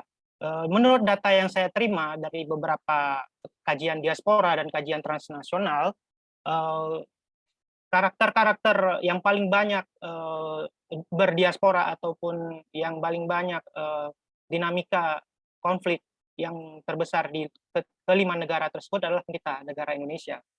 Karena kembali kepada sejarah, Indonesia ini banyak disinggahi oleh beberapa pedagang-pedagang, banyak disinggahi oleh etnis-etnis, India, Arab, Eropa dan sebagainya, dengan dijajah oleh beberapa negara besar di dunia Barat. Jadi menciptakan karakter-karakter yang bermacam-macam dari etnis-etnis yang ada di Indonesia. Hingga terjadinya konflik-konflik horizontal, baik konflik horizontal tersebut yang sampai saat ini beranak cucu hingga sampai pada periode abad 21 ya hasilnya seperti ini gitu. Kita sudah sampai ke era yang ledakan penduduknya itu juga menciptakan konflik-konflik baru gitu. Salah satunya adalah ujaran kebencian. Kenapa ujaran kebencian ini ada di saat era abad 21? Ya tadi puncak dari berbagai kumpulan etnis, kumpulan berbagai macam karakter hadir di dalam negeri kita, negeri Indonesia Nusantara. Maka dari itu perlunya anak-anak muda, perlunya milenial, generasi-generasi X, generasi Z untuk memperbaiki ini semua agar terhindar dari konflik-konflik horizontal, khususnya konflik antar bangsa. Baik, saya akan memberikan sedikit slide. Saya berikan slide tadi kepada ini terkait dengan ujaran kebencian picu generasi muda intoleran dan diskriminatif. Lanjut. Slide di atasnya sebelumnya. Nah, slide kedua, maaf. Ya, ini. Di sini saya membuat sedikit slide terkait dengan sejarah panjang ujaran kebencian.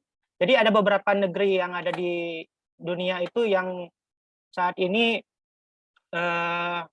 menjadi tolak ukur bagi kami orang yang membahas terkait dengan diaspora dan transnasional, yaitu terkait dengan penduduk asli Amerika dan terkait dengan aborigin Australia, kemudian perbudakan di Afrika, kemudian terkait dengan pembunuhan Yahudi, kemudian genosida dan berbagai macam lainnya. Yang terbaru sekarang adalah Ukraina dan Rusia.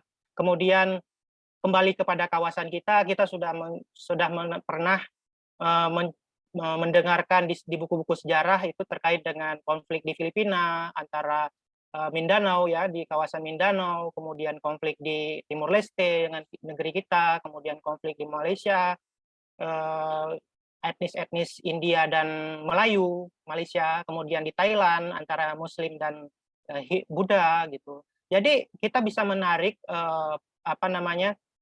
hal-hal pengalaman dari konflik-konflik di sekitar kawasan kita itu menjadi pembelajaran bagi konflik yang ada di Indonesia saat ini, khususnya terkait dengan ujaran kebencian.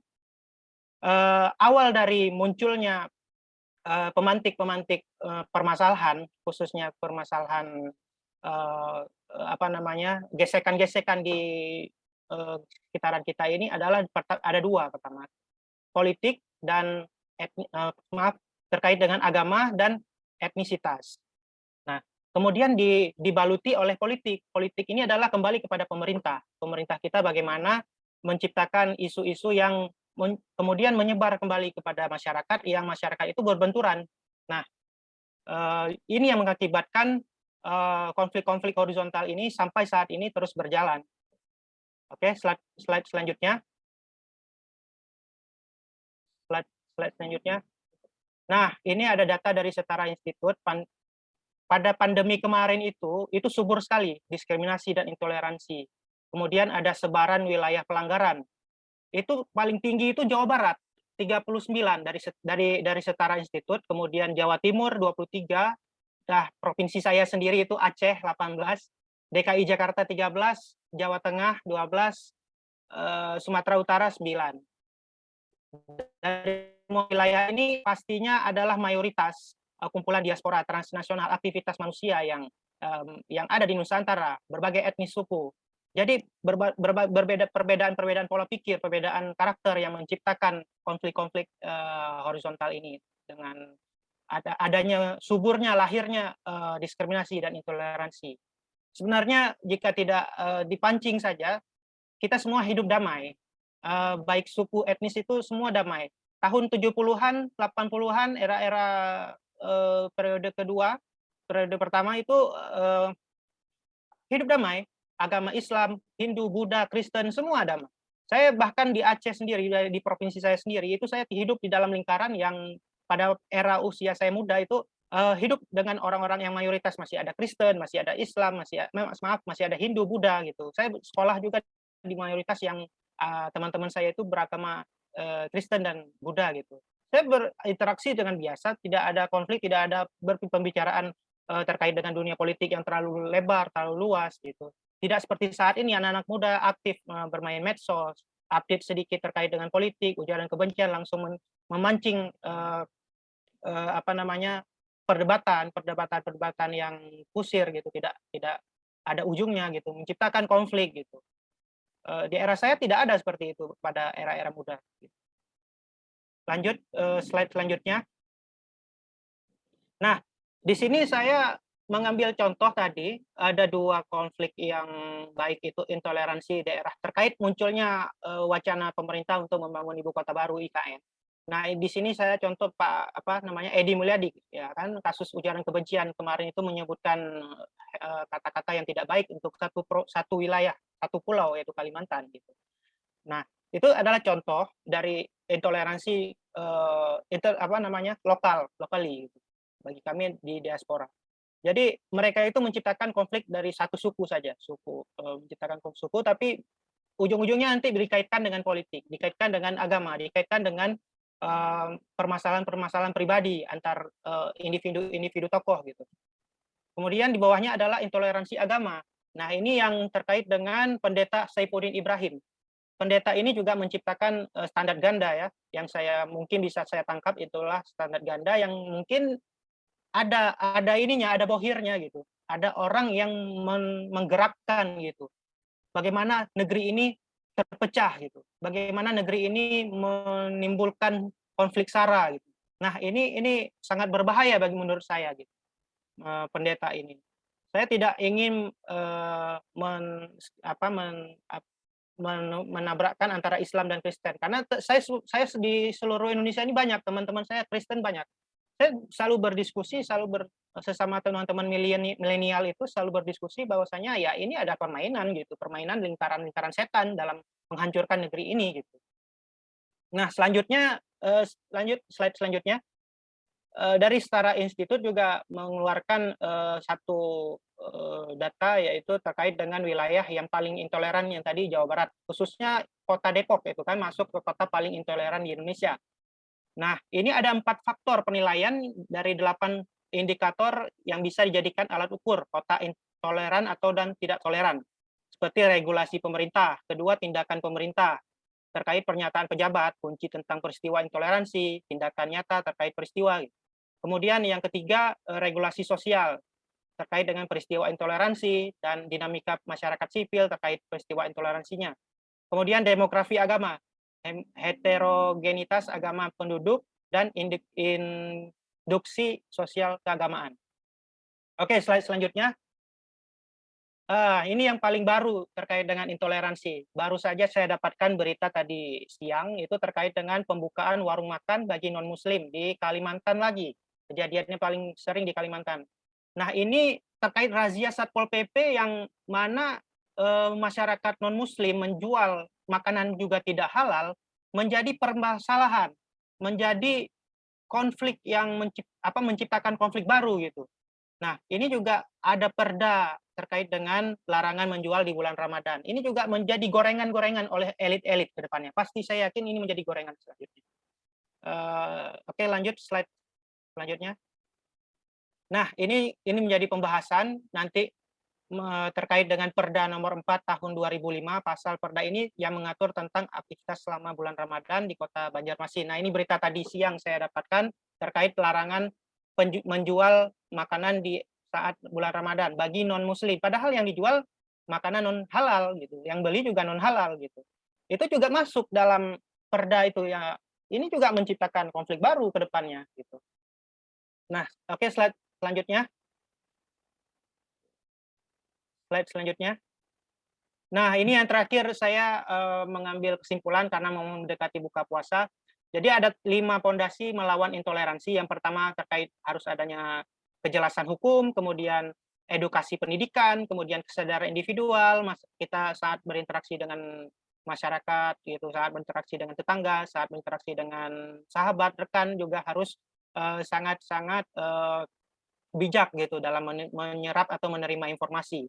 Kemudian ya terkait dengan informasi tadi, apapun informasi yang kita terima juga harus sangat kita filter, sangat kita saring apapun itu. Kemudian solusi bersama saat ada permasalahan, saat ada konflik terkait dengan perbedaan-perbedaan, kita duduk musyawarah. Karena Indonesia ini saat untuk menyelesaikan sebuah masalah pasti harusnya adanya musyawarah dan mufakat gitu. Oke, yang terakhir ini terkait dengan bulan Ramadan karena kita mendengar isu-isu terkait demonstrasi, intoleransi, radikalisme dan sebagainya di bulan Ramadan ini adalah momentum sebagai saya sendiri umat muslim dan menjadi contoh bagi teman-teman dari non muslim untuk mencegah diri dari tindakan yang merusak harmoni.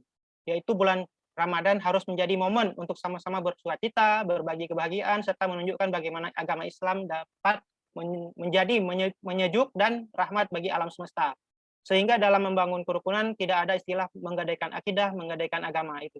Itu terkait dari kesimpulan saya. Jadi intinya kita wajib menolak intoleransi, kita menolak konflik-konflik yang dapat merusak kerukunan.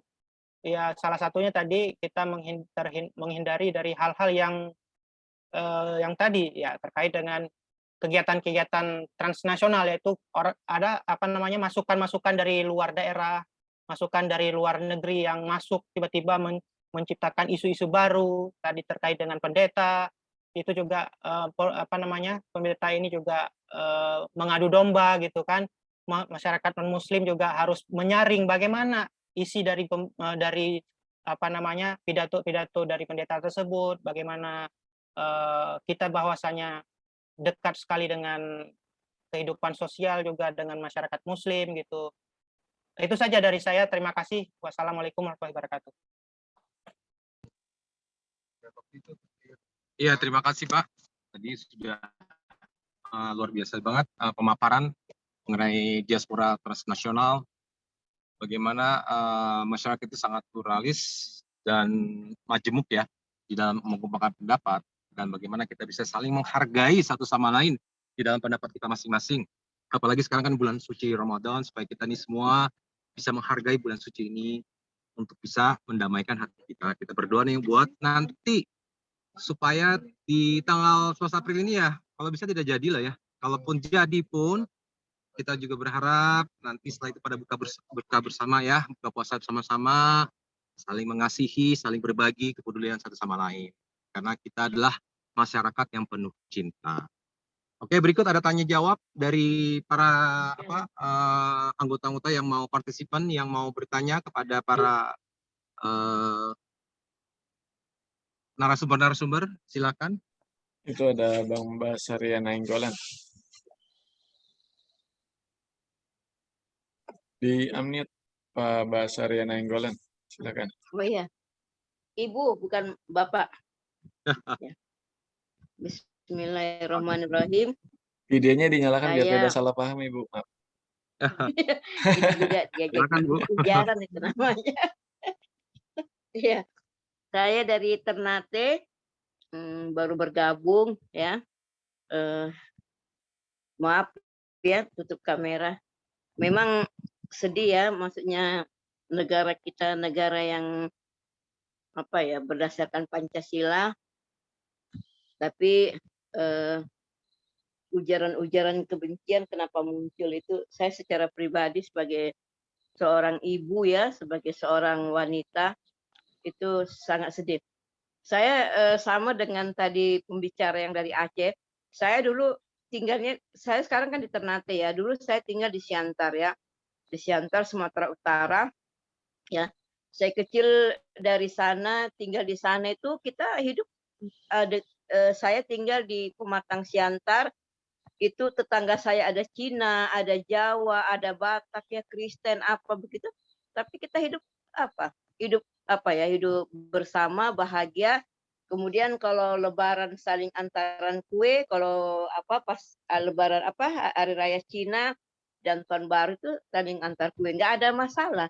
Tapi kenapa seiring waktu ya sering waktu terjadi seperti ini, seperti apakah ini tadi kan dikatakan bahwa negara kita itu dulunya banyak pedagang atau memang karena faktor-faktor ekonomi atau faktor kepentingan politik ini terjadi ya, ujaran-ujaran kebencian ini. Saya kadang kalau dikirimkan video ya, seperti saya nggak kirimkan lagi, saya nggak mau kirimkan, nggak apa. Kenapa? Kalau kita kirimkan lagi itu kan akan memperburuk suasana ya, memperburuk suasana. Jadi memang perlu kalau dalam bahasanya perlu sabar ya, jangan kalau melihat sesuatu itu langsung ditanggapi negatif ya, perlu dilihat. Dan negara juga memang mesti tegas, maksudnya mesti tegas terhadap orang-orang yang memberi ujaran-ujaran kebencian itu juga. Apalagi kalau dia tokoh agama atau tokoh politik, itu kan nggak pantas ya. Karena memang di dalam agama kan kita disuruh berbicara baik, santun. Kenapa negara kita yang berdasarkan Pancasila, berdasarkan agama, kenapa kok bicaranya seperti membuat orang lain tidak nyaman itu. Itu yang bisa saya tanggapi. Mudah-mudahan ujaran-ujaran kebencian ini tidak muncul lagi dan kita bisa menahan diri. Kenapa? Karena bangsa kita ini bangsa yang ingin yang harus dilanjutkan, apalagi generasi muda kita ini kan perlu dibimbing ya, perlu dibimbing. Terima kasih. Assalamualaikum warahmatullahi wabarakatuh.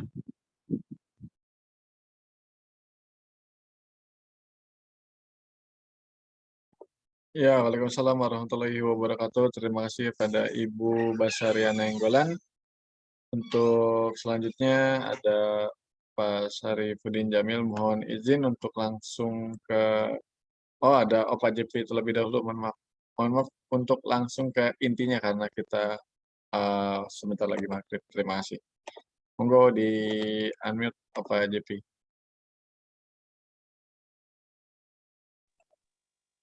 Selamat sore semuanya. Ya. Ada Opa Yapi dari Lenteng Agung. Dimatikan.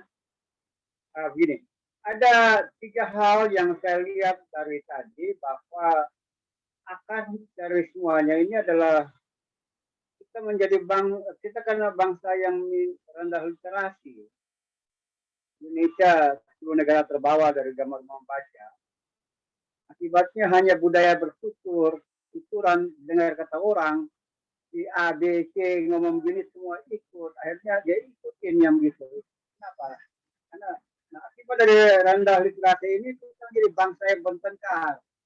Semua jadi bertengkar. Apa saja terjadi di luar negeri sana kita bertengkar sendiri. Saya ingin katakan bahwa bangsa ini bisa hancur hanya tanpa dengan peluru kendali, perang atau apalah. Kirim aja orasi dan narasi tidak membangun positif itu, nanti kita bertengkar sendiri. Ya. Nah, bagaimana nih teman-teman kita di agama cinta ini meningkatkan peran kita agar rendah literasi ini dinaikkan menjadi tinggi literasi sehingga kita bisa menjadi bangsa yang bertekad. Lahirnya agama cinta, saya pahami betul dengan Gus Soleh bahwa panggilan dia dan saya dalam pesan yang sama. Bagaimana membangkitkan semangat berbangsa dan bertanah air dalam tren kesatuan ini, lintas agama, lintas iman dan seterusnya. Coba teman-teman semua perhatikan. Semua ustadz, semua pendeta berbicara, tapi rakyat tidak bersemangat buat membaca, cari tahu, referensi, kesana kemari, semua hanya bertengkar sendiri. Paling ramai sekarang ini bertengkar antara Rusia, Ukraina, ribut sendiri. Nah ini teman-teman yang tadi pembicara, termasuk yang ketua pemuda Demokrat itu dan juga ada setting di salahkan orang lain, salahkan negara ini. Padahal kita nih, kita. Bagaimana saya, kalian membangkitkan semangat supaya orang mau membaca sehingga bukan menjadi bangsa yang bertengkar. Saya khawatir karena bertengkar. 1 menit lagi Pak, mohon maaf. Ya, cukup aja di situ. Bagaimana kita para narasumber ini membangkitkan semangat, naikkan bangsa ini menjadi bangsa yang suka membaca sehingga tidak menjadi bangsa yang bertengkar. Terima kasih. Pak Yapi di Lenteng. Iya, terima kasih kepada Bang Opa JP. Untuk selanjutnya Pak Martin Sembiring ingin. Terima kasih. Ya. Waktunya izin Pak, ya 1 menit Pak. Mohon maaf. Agak segan sebenarnya ngotot.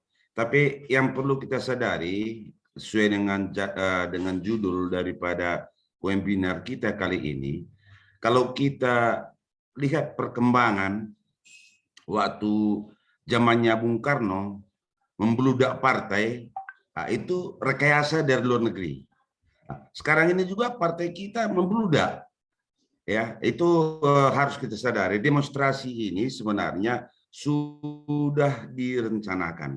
Itu saya kira perlu didata oleh narasumber supaya bisa kita lebih hati-hati dan menyampaikan kepada masyarakat. Jangan gampang khawatir, ini udah direncanakan dan mereka udah terjadwal semua, tergantung nunggu momennya aja, waktunya aja. Nah, saya kira itu supaya jangan kita gusarkan. Terima kasih. Ya, terima kasih kepada Pak Martin Sembiring. Untuk selanjutnya, mohon maaf, hanya 3 penanya yang dapat kami buka dikarenakan sempitnya waktu. Untuk selanjutnya, kami mohon kepada para narasumber untuk menanggapi pertanyaan dari para penanya beserta closing statement. Mungkin bisa dimulai dengan Habib Zen. Monggo, Habib.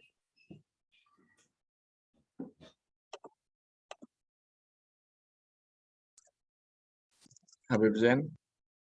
Atau mungkin dari Bang Baharudin Farwawan. Silakan. Salah satunya ada tadi menanggapi tentang literasi kita. Monggo Bang Baharudin. Oke, baik. Kebetulan saya Ketua Umum Pemuda Demokrat dan Pemuda Demokrat itu ajaran Bung Karno, Marhainisme. Jadi menjawab literasi sekaligus sebagai closing statement. Kata Bung Karno adalah lawanku tidak berat karena aku hanya mengusir penjajah, tapi lawanmu akan lebih berat karena kamu akan melawan bangsa sendiri. Sekian dan terima kasih Gus Soleh dan para pembicara sekalian dan para pemirsa atau penonton di mana saja berada. Mohon maaf atas kekurangan atau ada salah kata. Wallahu muwaffiq ala aqwamit thoriq. Assalamualaikum warahmatullahi wabarakatuh. Ya, waalaikumsalam warahmatullahi wabarakatuh. Singkat dan juga padat dan jelas ya dari Bang Baharudin Farawawan. Untuk selanjutnya, Habib Zain apa sudah tersambung atau ingin Abang Ihsan dari Aceh kita dulu? Boleh Bang Ihsan untuk menanggapi? Silakan. Sekaligus closing statement. Silakan.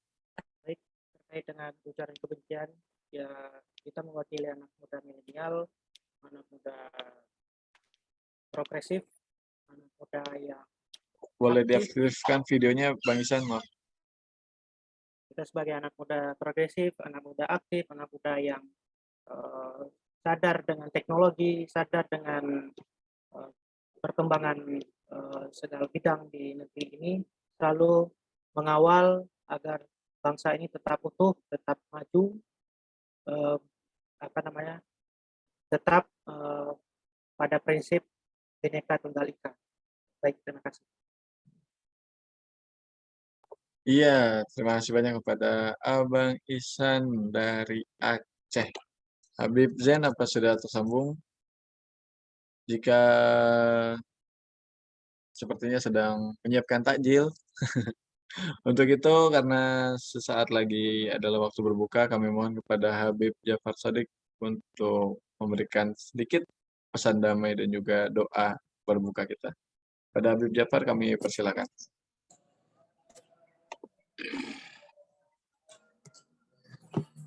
Bismillahirrahmanirrahim. Assalamualaikum warahmatullahi wabarakatuh. Apapun sukunya, apapun agamanya, mungkin pesan damai kita sama-sama tuangkan dalam sebuah doa. Bismillahirrahmanirrahim. Allahumma salli ala Yasin wa alihi tahirin. Allahumma arzuqni fihi رحمة الأيتام وإطعام الطعام وإفشاء السلام وصحبة الكرام بطالك يا ملجأ الآمنين بحق محمد المصطفى وآله الأوصياء. Ya Allah, duhai Tuhan yang Maha Cinta, anugerahkanlah kepada kami rasa sayang terhadap anak-anak yatim dan papa, dan anugerahkanlah kepada kami rasa suka memberi makan orang-orang miskin, serta menyebarkan kedamaian dan bergaul dengan orang-orang mulia dengan kemurahan-Mu, wahai tempat berlindung bagi orang-orang yang berharap. Bihaqil Mustafa, dengan haknya Kanjeng Nabi Al-Mustafa, wa alihil ausia, dan keluarga-keluarganya yang diwasiatkan. Sallallahu ala Muhammad wa ali Muhammad. Assalamualaikum warahmatullahi wabarakatuh. Salam agama cinta, merdeka. Merdeka. Waalaikumsalam warahmatullahi wabarakatuh. Terima kasih kepada Habib Jafar Shadiq telah memberikan doanya. Untuk selanjutnya adalah ucapan terima kasih dari Koordinator Agama Cinta Gus Soleh. Kepada Gus Soleh kami persilakan. Ya, terima kasih Mas Nurul. Tinggal hitungan menit, mungkin detik ya. Kita sudah mau adzan maghrib. Alhamdulillah acara ini dapat berlangsung dengan baik. Sebenarnya antusias daripada peserta banyak yang mau bertanya, akan tapi waktu jua yang batasi kita. Ucapan terima kasih dan penghargaan setinggi-tingginya kami sampaikan kepada semua pengisi acara. Yang pertama yaitu kepada Pastor Bernard Huta Barat. Beliau adalah ketua daripada GK Center Hong Kong. Terima kasih kepada Habib Zain Shigab. Tetap terus semangat Bib ya, menyuarakan Islam rahmatan lil alamin. Terima kasih kepada Abangku Bahar ya, yang luar biasa tadi menyampaikan materinya sangat tegas. Meskipun kita sama-sama pendukung Jokowi, Bang Bahar cukup tegas memberikan suatu bentuk kritik yang membangun. Kenapa dan apa sebabnya terjadi demonstrasi saat ini ya? Sangat cukup apik disampaikan oleh Bang Bahar.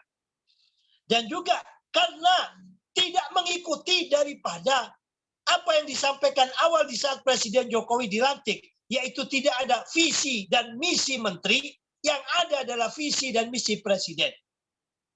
Seperti kata Bang Bahar tadi, di antara adanya demo saat ini dan juga sebelumnya, karena para menteri ini tidak memahami betul pola pikirnya daripada Presiden Jokowi, sehingga berseberangan untuk kepentingan rakyat.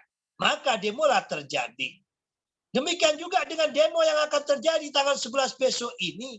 Karena Pak Jokowi sudah berkali-kali menyampaikan bahwasannya Presiden Jokowi taat konstitusi. Tapi masih ada saja beberapa menterinya ini yang masih genit untuk perpanjangan ataupun 3 periode. Inilah yang menjadikan masyarakat khususnya pendemo ini menjadi apa? Tidak paham jelas ya, apa ini kemauan Pak Jokowi dan apa ini kemauan menteri. Nah, disinilah semoga ke depan dengan sisa 2 tahun ini seperti seperti kata Bang Bahar tadi ya. Bagaimana visi misi presiden ini yang ada, bukan visi misi menteri, apalagi mau pemilu.